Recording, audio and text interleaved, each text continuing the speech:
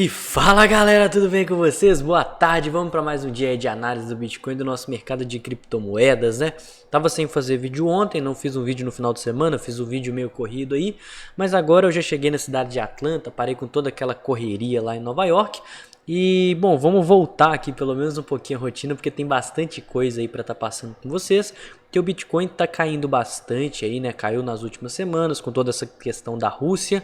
E tem alguns indicadores que eu quero estar dando uma passada aqui, alguns dados on-chain, algumas notícias e também, como sempre, o nosso gráfico e o nosso sentimento. Tudo isso e muito mais logo depois da vinheta que eu vou soltar para a gente metralhar informação nesse canal.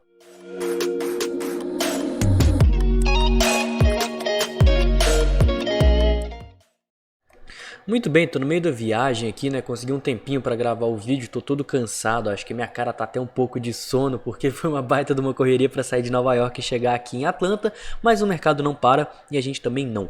Então, se você não me conhece, não conhece o canal, eu queria te convidar a estar se inscrevendo, porque aqui eu posto sempre análises aí diárias comentando de pontos fundamentalistas, análise on-chain, análise gráfica, sentimental, dados do mercado, vários indicadores, notícias e tudo aí que esse mercado de criptomoedas tem para oferecer pra gente. E no mais também te convidar a estar me seguindo nas redes sociais, que os links estão todos na descrição desse vídeo.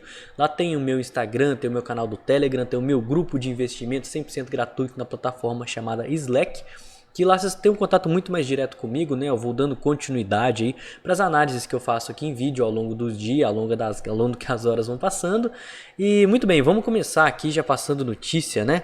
Eu vou fazer também um vídeo sem edição, porque isso toma bastante tempo e eu tô aqui na correria, cheguei, preciso desfazer mala, preciso fazer umas compras aqui. Mas vamos lá, primeiro vamos falar da questão da Rússia, tá? Isso é bastante importante, porque a gente já vem falando aí nos últimos dias sobre a Rússia possivelmente estar querendo banir criptomoedas, tá? Isso se tornou uma tendência dos governos, principalmente aí tendenciosos à esquerda, com maior pressão estatal, um estado maior, e diferente a Rússia não ia ser, né? Então o Banco Central da Rússia ele já está para banir criptomoedas, tanto a mineração quanto a negociação, né?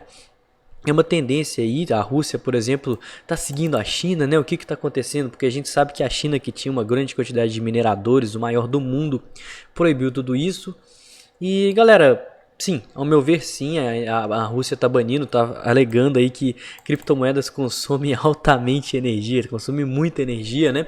E a Rússia atualmente é o terceiro maior país quando se trata de mineração. Só fica atrás da América, no caso aqui dos Estados Unidos, e do Cazaquistão, que foi onde a gente teve aí maior refúgio de mineradores. E galera, eu vou ser sincero aqui com vocês, o que eu acho disso tudo eu já falei, vocês sabem, o Estado ele não consegue aí tá regulamentando as criptomoedas, não consegue estar banindo os mineradores.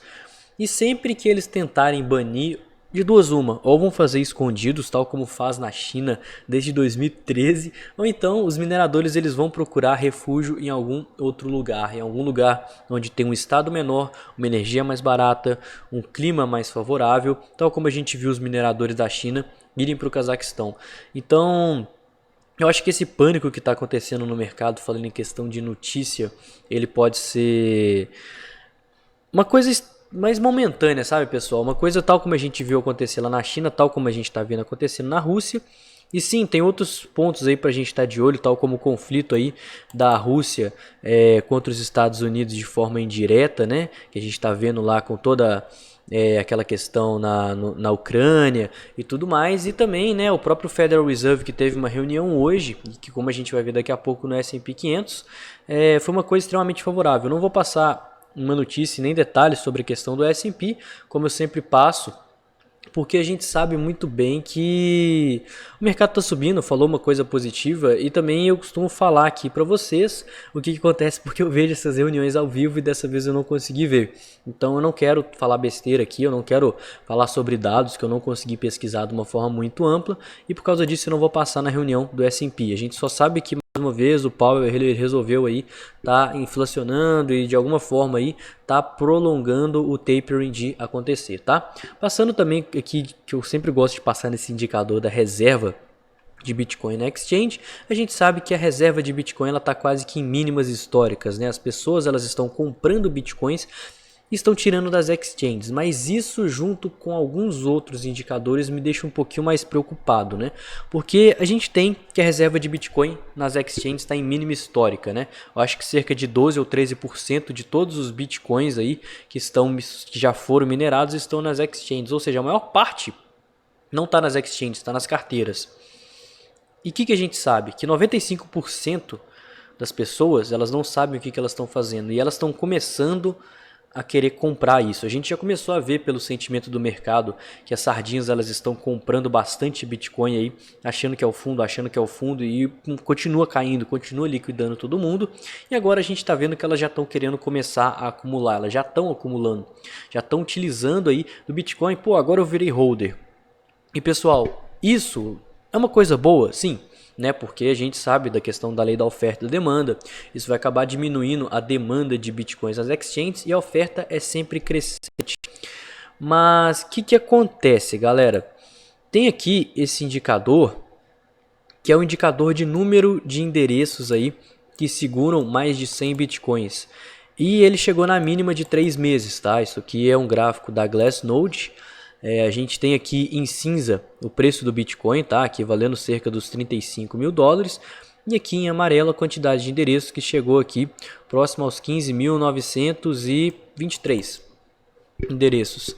Foi a mínima de 3 meses e as baleias elas estão começando a desfazer dos seus Bitcoins enquanto as sardinhas elas estão comprando. É uma questão que me deixa preocupado, tá? Porque geralmente as baleias aí que costumam dar a direção do mercado, a gente sabe muito bem disso. E pode ser, galera, que elas estão aproveitando aí essa oportunidade para se desfazer um pouco das suas posições, ou então aí tá aproveitando para gerar liquidez do mercado e pegar um último impulso de alta, tá? E por que eu acredito nisso? Porque o nosso MVRV ele tá num nível baixíssimo. Ele é um indicador que eu já passei algumas vezes aqui para vocês, tá? Aqui em amarelo a gente tem o preço do Bitcoin. O preço do Bitcoin aqui variando, a gente teve uma queda muito grande. E aqui a gente tem o MVRV, que é a quantidade do valor de mercado e o valor realizado, né? A quantidade aí a última vez que o preço do Bitcoin estava, o capital de mercado do Bitcoin estava, quando eles foram movidos. E o que esse indicador, eu já até falei dele numa forma mais detalhada aqui, um vídeo do canal, o que ele quer dizer? Que quanto mais baixo essa razão tiver, menos pessoas aí que estão rodando bitcoins elas vão estar no lucro. Então significa, pessoal, que juntando tudo isso, juntando o outflow das exchanges aí estando em mínimas históricas, as baleias que estão querendo aí acumular bitcoin e agora já estão mudando de lado e querendo distribuir suas criptomoedas, e a maior parte das pessoas aí estando no prejuízo, mostra que tá todo mundo querendo levar Bitcoin para o hold, todo mundo querendo tirar Bitcoin das exchanges, acreditando aí que o mercado ele vai seguir rompendo máximas históricas e quanto mais o preço cair, mais desconto é. E galera, toda essa liquidez que está sendo adicionada, o MVRV aí, pode sim trazer uma alta para os próximos meses, tal como eu venho falando bastante aqui com vocês, tá?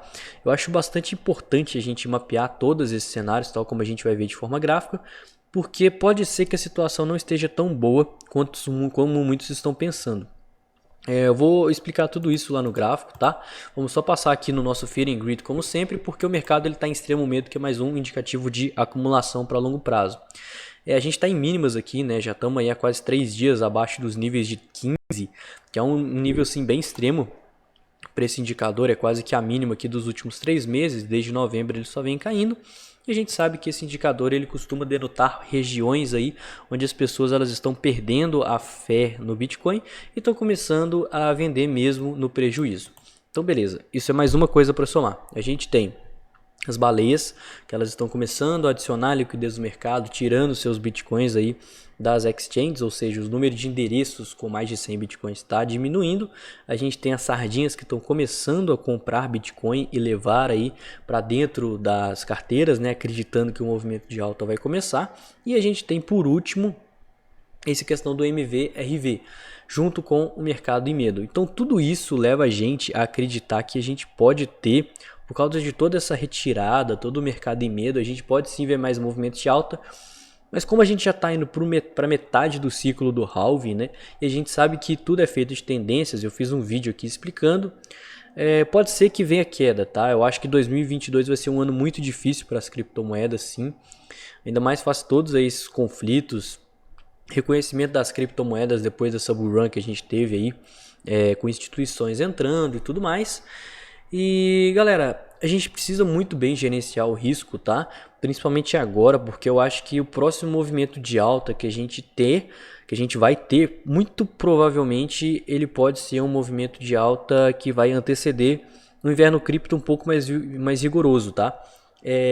Falando em inverno cripto, muita gente pensa que é algo mais de muita queda, mas na verdade não. É um cenário tal como esse que a gente está vendo agora. E se você gerenciar seu risco, se você nunca operar contra a tendência, se você utilizar stop, você nunca vai precisar temer o inverno cripto. Eu fiz um vídeo também explicando sobre a bull run que aconteceu em 2020, por que 2021 não foi um ano de alta e sim um ano de consolidação. Eu posso estar deixando ele aqui em cima para vocês estarem conferindo. Finalmente passando aqui no nosso order book, né? Depois de eu ter falado bastante coisa aqui, a gente consegue ver que tá... Bom, o livro está levemente mais tendencioso para o lado dos compradores, né?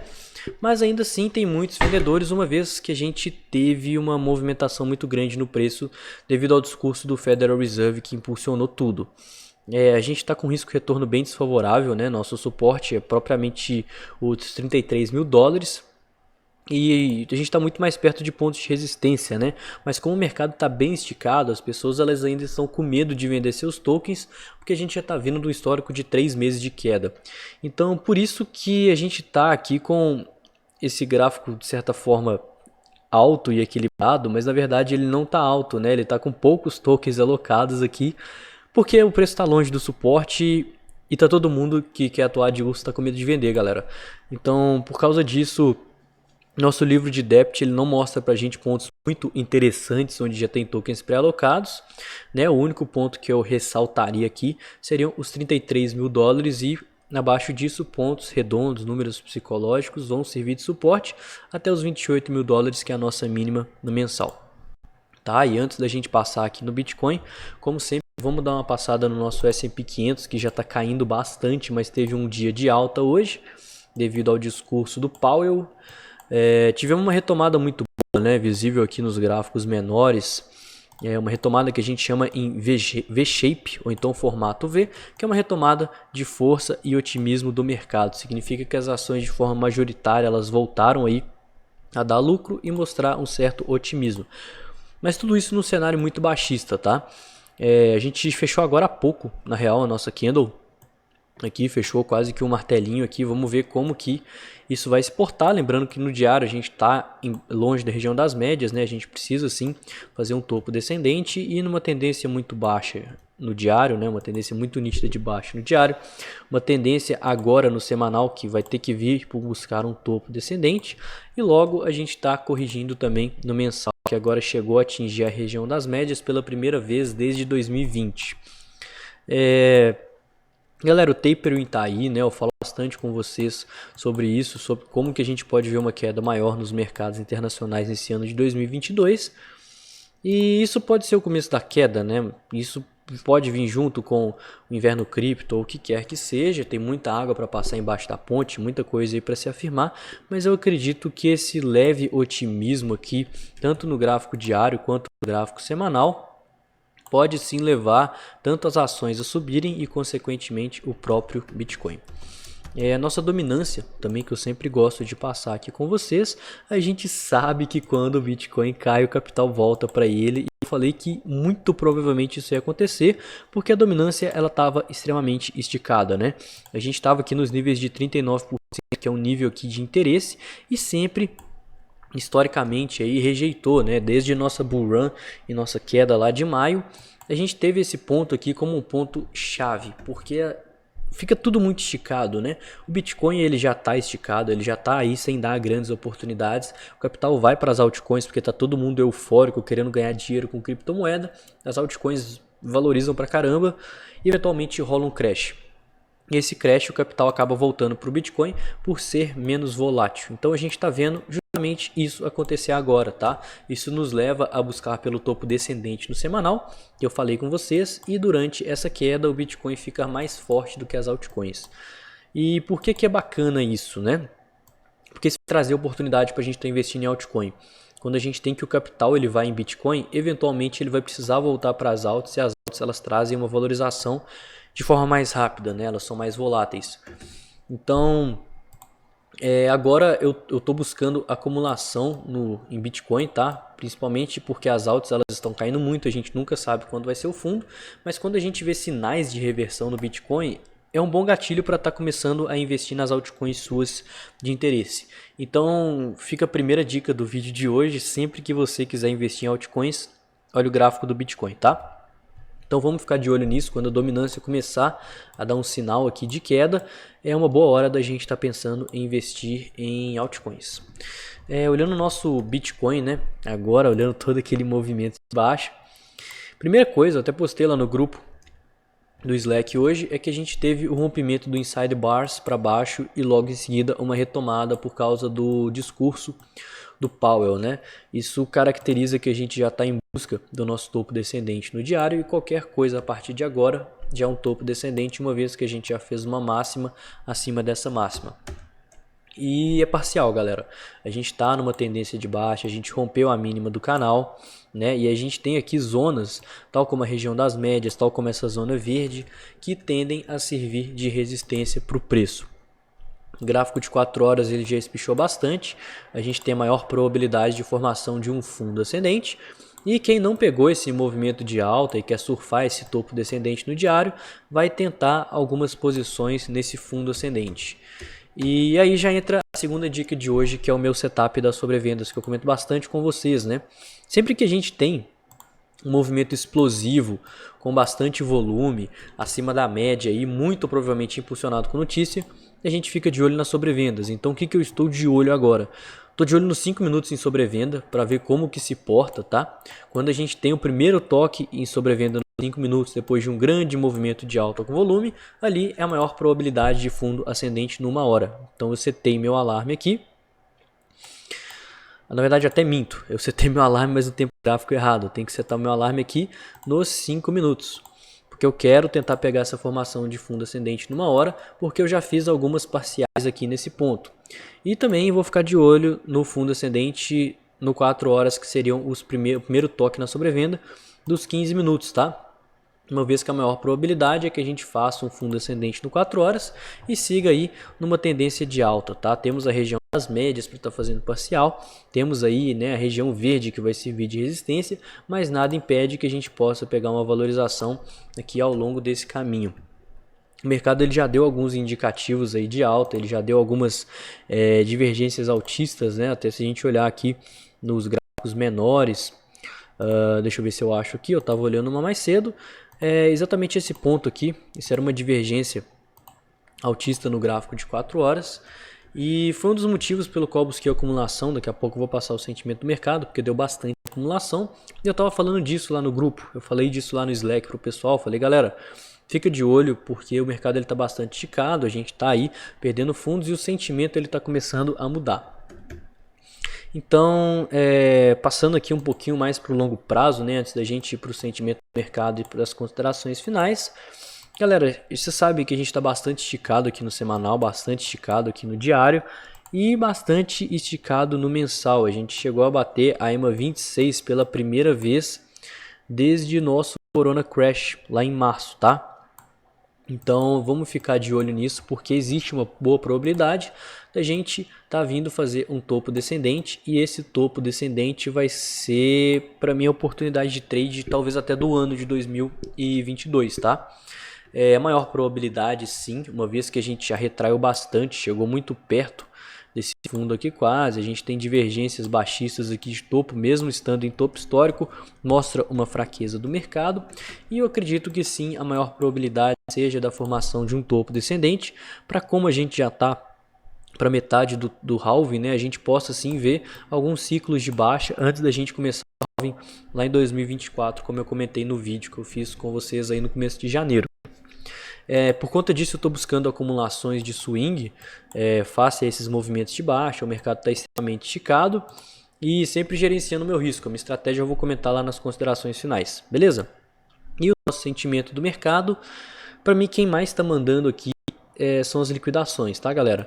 A gente teve muita liquidação aqui embaixo, que foi no nosso fundo. Esse ponto aqui foi onde eu aproveitei para fazer algumas liquidações, uma vez que foi um crash depois da questão da Rússia, né, que levou o preço a cair e continuar mais no estado de extremo pânico, enquanto o nosso long short ratio estava em um ponto que estava subindo e de repente começou a cair. Então foi liquidações onde as pessoas começaram a ficar com medo, fechar suas posições e o preço ele não andou. Ou seja, alguém estava comprando esse capital e muito provavelmente esse alguém eram as baleias, os big players. Então, vendo isso aqui no gráfico, eu aproveitei para fazer algumas acumulações. Eu soltei lá no Slack que eu estava pensando em acumular nessa área. E por causa desse movimento de alta, desses milhões de liquidações que tiveram agora próximo aos 37, eu busquei parciais já. Então a minha estratégia é a seguinte, pessoal. Eu estou de olho principalmente no long short ratio e nas nossas liquidações, né? Quanto mais liquidações para cima a gente tiver, ainda mais fácil a queda do long short ratio, mais distribuições eu vou estar buscando, porque a gente segue numa tendência de baixa aí no gráfico diário e a gente está aí com alguns conflitos aí internos aí ao longo do mundo, como eu comentei com vocês. Quanto mais a gente vê o nosso open interest subindo e mais a gente vê o nosso long e short ratio caindo, mais pessoas vão estar adicionando liquidez na ponta vendedora e logo mais pessoas podem ser liquidadas sem que o preço estabeleça um topo, né, que é o cenário contrário do que a gente via. A gente via aqui o long short ratio bem alto, aqui atrás, né, em níveis de 2, 3, 4, enquanto o preço seguia caindo. E por que ele seguia caindo? Porque seguiam tendo pessoas que estavam acreditando nos movimentos de alta.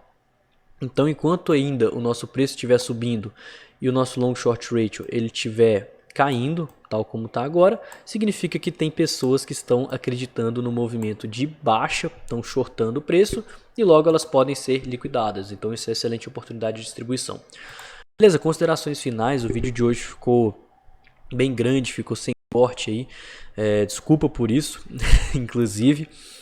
Mas, galera, sim, época das distribuições, porque a gente está aqui numa tendência de baixa muito nítida, tá? Regiões médias, pontos de liquidação aí que a gente consegue ver no sentimento do mercado, pontos de suporte prévios tendem a segurar o preço, tá? Pelo menos para fazer uma distribuição, e quanto mais aqui os touros puxarem o preço para cima, maior a probabilidade de fundo ascendente para reversão de tendência. E aí a gente vai buscar reposicionar essas parciais nesse fundo ascendente, uma vez que a gente tiver um stop muito nítido abaixo dessa mínima. Aí a gente vai julgar a favor das probabilidades e vai buscar aquele topo descendente no mensal. Quem não está com posição alguma, né, eu acredito que o preço, pelo próprio order book que a gente viu, ele já está num patamar que não está muito bom para fazer acumulações, porque ele já subiu bastante, né?